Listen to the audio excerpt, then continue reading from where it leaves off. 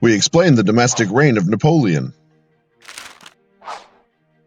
In order for the coup to be successful, Napoleon and the other conspirators would have to dissolve the Directory, and then they would have to convince the two houses of legislature to create a new form of government. With several military generals involved, troops in place, and a small June Revolution that had closed the Jacobin Club and also removed Jacobin influence to the Directory, two coup plotters were put in place on the Directory. Roger Ducos and Emmanuel Joseph Sass, chief creator of the 1789 Revolution, were put in place.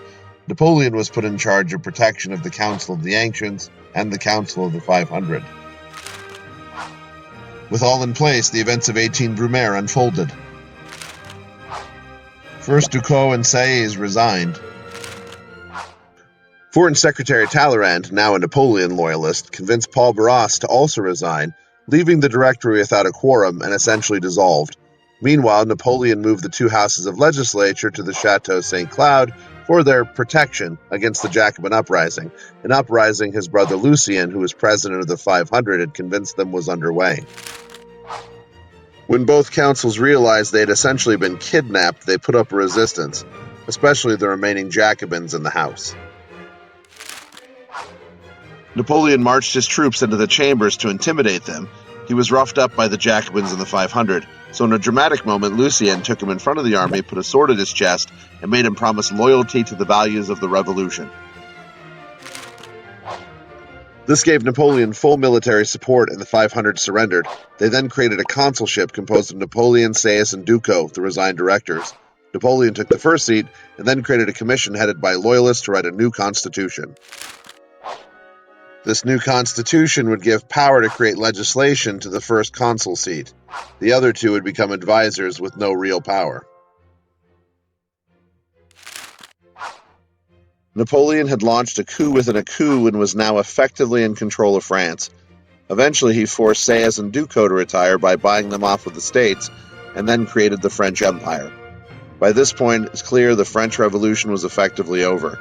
By 1802, Napoleon had it arranged to make himself consul for life. In 1804, with no one to challenge his power, he invited the Pope to come and crown him emperor in Paris. Then he crowned himself to show that he was his own ruler. On each step of the ladder of power, Napoleon made sure to hold a plebiscite, or a vote that was held to make each step supported by the people, legitimizing his rule and his plans. The people seemed to welcome the order he brought to the decade that had been chaos, war, and guillotines. They also supported his plans to put stability in the economy and society by putting in price controls, creating public works programs, building public schools, encouraging the wealthy emigres to return with their money. He let the peasants keep the land they bought from the church, and he opened up merit-based jobs. At the same time, he re-established the Catholic Church, but still kept it under state control. He allowed religious freedoms for Protestants and Jews. But Napoleon's biggest contribution to the new order of France was the Napoleonic Code.